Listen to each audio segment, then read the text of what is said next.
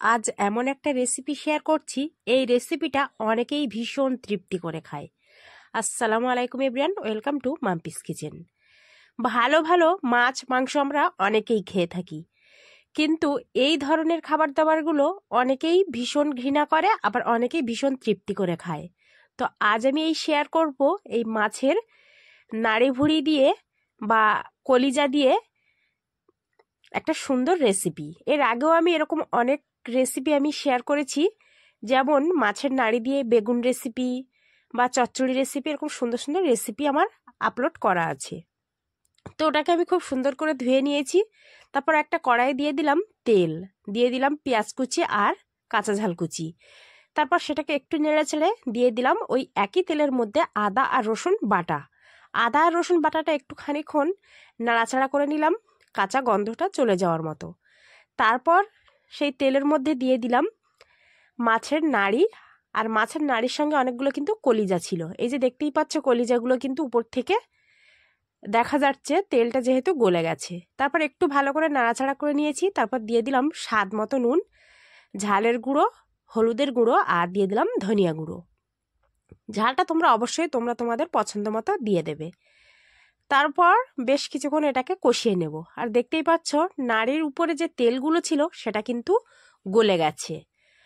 তারপর উপর থেকে একটা টমেটো কুচি দিয়ে ঢাকনা দিয়ে ঢেকে দিলাম, এটাকে ভালো করে রান্না করে নেব। টমেটোটা গলে যাবে আর এই মাছের তেলটা খুব সুন্দর করে কষানো যাবে। তো দেখতেই পারলে কতটা সুন্দর কালার হয়েছে আর দেখতে কতটা লোভনীয় হয়েছে।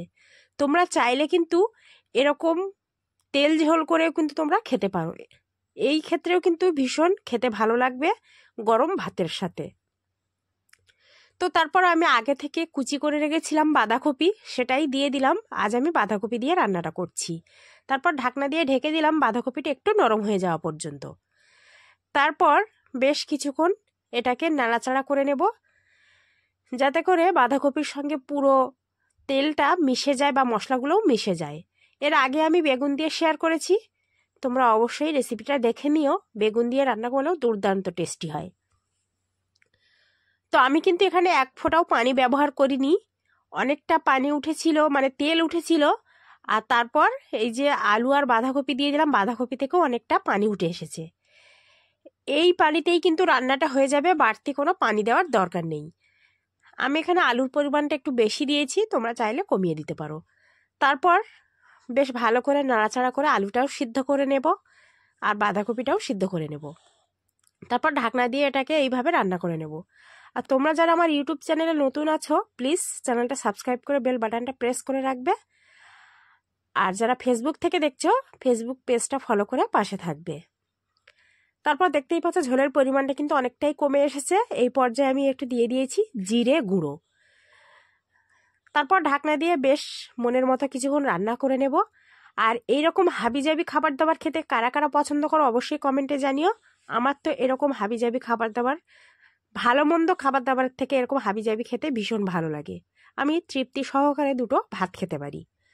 তো যেহেতু শীতকাল, সেই জন্য উপর থেকে খানিকটা ধনে পাতা ছড়িয়ে দিলাম। ধনে পাতা তো সবসময় এখন হাতের কাছে পাওয়া যায়। তো একটু ভালো করে নাড়াচাড়া করে আমি নিচ্ছি। এই পর্যায়ে দেখতেই পাচ্ছ, ঝোলটা কিন্তু অনেকটা ঘন হয়ে এসেছে আর রান্নাটা আমাদের হয়ে গেছে। আলুও ভালোভাবে সিদ্ধ হয়ে গেছে। এবার আমি ঢাকনা দিয়ে ঢেকে দিচ্ছি। এবার রান্নাটা আমাদের হয়ে গেছে, গ্যাসের ফ্লেমটা বন্ধ করে দেব। দিয়ে 5 থেকে 6 মিনিট পর তোমাদেরকে দেখাচ্ছি। দেখো, দেখেই মনে হচ্ছে এই মুহূর্তে খাওয়ার জন্য জিভে পানি চলে এসেছে, এতটা লোভনীয় আর এতটা কালারফুল হয়েছে। আর তোমরাই তো দেখেছো, অল্প একটু তেল দিয়ে বা খুব একটা বেশি মশলাপাতিও আমি দিইনি।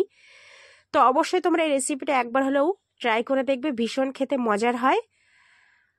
আর রেসিপিটা ভালো লাগলে লাইক কমেন্ট আর বেশি করে শেয়ার করে দিও বন্ধুদের মাঝে। দেখা হবে আবারও হয়তো অন্য কোনো রান্নার ভিডিওতে। ততক্ষণ তোমরা সুস্থ থাকবে, ভালো থাকবে। আর ভিডিওর প্রথম থেকে শেষ পর্যন্ত যারা আমার সাথেই ছিল তাদেরকে জানাচ্ছি অসংখ্য ধন্যবাদ। তো বেশি করে লাইক কমেন্ট শেয়ার করো। আল্লাহ হাফেজ।